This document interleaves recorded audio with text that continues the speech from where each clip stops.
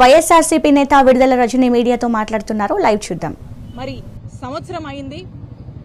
ఆ కుటుంబము ఉన్నటువంటి బాధని, వాళ్ళ యొక్క భావాన్ని జగన్మోహన్ రెడ్డి గారికి వినిపించి వారు గుర్తుగా ఆ అబ్బాయి గుర్తుగా ఆ గ్రామంలో ఒక విగ్రహాన్ని ఏర్పాటు చేసుకొని దానికోసము దాన్ని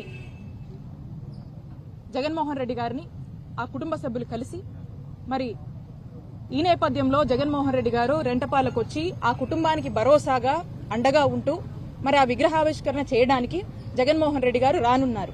ఇప్పుడు ఇక్కడ జరుగుతున్నటువంటి పరిస్థితులు కానీ ఇక్కడ ఉన్నటువంటి జిల్లాలో అందరికీ కూడా తెలుసు. ఏవో పర్మిషన్స్ పేరుతో ఇంకేవో అడ్డంకులు సృష్టించి జగన్మోహన్ రెడ్డి గారి కార్యక్రమాన్ని అడ్డుకోవాలని అనేక ఆంక్షలు విధించి వచ్చే పబ్లిక్ ని కన్ఫ్యూజ్ చేయాలని రీసెంట్ టైమ్స్ లో పొదిల్లో జగన్మోహన్ రెడ్డి గారికి చాలా పెద్ద ఎత్తున కూడా ప్రజాదరణ లభించింది. చాలా పెద్ద ఎత్తున కూడా వైఎస్ఆర్ కాంగ్రెస్ పార్టీకి రాష్ట్రంలో మద్దతు దొరుకుతుంది. ప్రజలందరూ కూడా ఈ కూటమి ప్రభుత్వం వచ్చినాక ఈ కూటమి ప్రభుత్వం యొక్క అరాచకాలు అవన్నీ కూడా ఆ బాధతో ఇవాళ జరుగుతున్నటువంటి మోసాలు ఇవన్నీ చెప్పుకునేందుకు, అలాగే జగన్మోహన్ రెడ్డి గారు అయితే మనకు ఏ విధంగా ప్రశాంతంగా ఉండేవాళ్ళమో మరి ఈ రోజున ఈ కూటమి వచ్చిన తర్వాత ఈ అరాచకాలు తట్టుకోలేక అందరూ కూడా రోడ్డెక్కి జగన్మోహన్ రెడ్డి గారు వస్తుంటే ఈ రోజు మద్దతు తెలుపుతున్నటువంటి పరిస్థితి మనం చూస్తా ఉన్నాం రాష్ట్రంలో.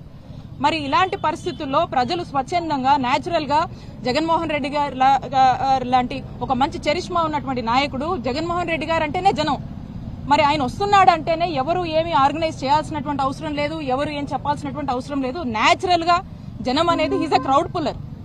మరి వారు వస్తూ ఉండగా ఇంతమంది అంతమంది అని చెప్పి రోజు పోలీసులు రకరకాల ఆంక్షలు విధించి అట్లా చేయాలి, ప్రోగ్రాం 100 మందితోనే చేయాలి ఇట్లా అని చెప్పి అనేక మాటలు చెప్పి ఈ ప్రోగ్రాం పట్ల ఒక అభద్రతని ప్రజల్లోకి పంపించి ప్రజల్ని కన్ఫ్యూజ్ చేసి దీన్ని ఒక రకంగా ఫెయిల్ చేయాలనేటువంటి ఒక ఉద్దేశంతో పోలీసులు వేస్తున్నటువంటి అడుగుల గురించి మనం చూస్తా ఉన్నాం. కాబట్టి మేమందరం కూడా ఈరోజు వచ్చి ఎస్పీ గారిని కలిసి ఏ విధంగా ప్రోగ్రాం కండక్ట్ చేయబోతున్నాం, అసలు ఏంటి ఈ ఒక ఇష్యూ ఈ కాజ్ మీద వస్తున్నారు.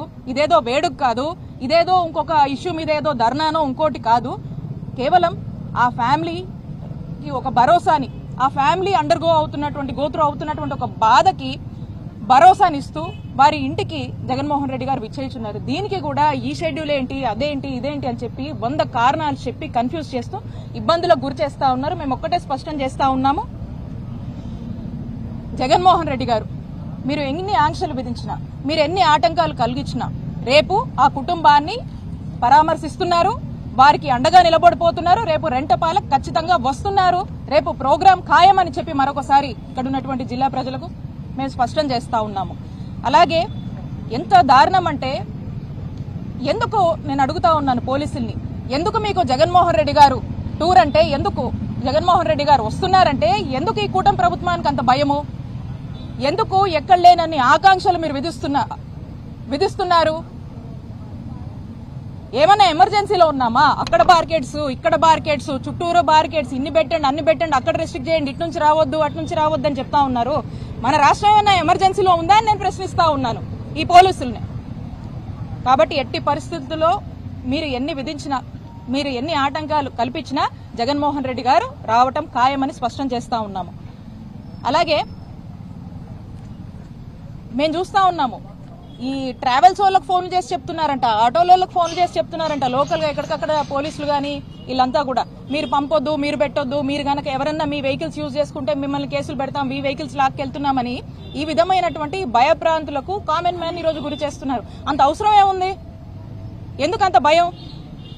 అంటే కూటమి ప్రభుత్వము ఫెయిల్ అవుతుంది, జనాదరణ అనేది ఈ రోజు వైఎస్ఆర్ కాంగ్రెస్ పార్టీకి, నాయకుడు జగన్మోహన్ రెడ్డి గారికి పెరుగుతుంది. మీరు చేస్తున్నటువంటి అరాచక పాలన తట్టుకోలేక ఈ రోజు జనం రోడ్డెక్కుతున్నారు. రోడ్డెక్కి వాళ్ళ యొక్క బాధల్ని, వాళ్ళకు నమ్మకం ఉన్నటువంటి, వాళ్లకు న్యాయం చేస్తాడని నమ్మకం ఉన్నటువంటి ఒక నాయకుడికి చెప్పుకోవడానికి రోడ్డెక్కుతుంటే మీరు ఇదంతా కంట్రోల్ చేయాలి, ఈ గవర్నమెంట్ ఫెయిలియర్ అనేది, కూటమి ప్రభుత్వం ఫెయిల్ అవుతుందని పబ్లిక్ గ్రహిస్తున్నారు. మంచి గ్రాఫ్ వస్తుంది, వైఎస్ఆర్సీపీకి ఒక గ్రాఫ్ పెరుగుతుంది.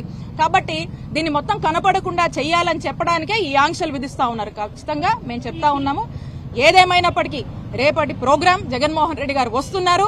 ఇదే కాదు, ఇదే కుటుంబానికి కాదు, ఇలా అన్యాయంగా ఇలా ఏ ఇబ్బందుల్లో ఉండి ఎవ్వరు బాధపడినా అలాంటి కుటుంబాలకు ఇక్కడే కాదు రాష్ట్రంలో ఎక్కడైనా కూడా మన నాయకుడు జగన్మోహన్ రెడ్డి గారు ఖచ్చితంగా వస్తారు, పరామర్శిస్తారు, ఆ కుటుంబాలను ఆదుకుంటారు, అండగా నిలబడుతున్నారని చెప్తున్నాము. ఇక దీని మీద ధ్యాస లేదు వీళ్ళకి. ఇక దేని మీద ధ్యాస ఉందంటే వాళ్ళకి పూర్తి స్థాయిలో కూడా వీటి మీద ధ్యాస ఉంది. మా నియోజకవర్గంలో ఈరోజు చిలుకలూరుపేట నియోజకవర్గంలో నాదెండ్ల మండలంలో ఇద్దరు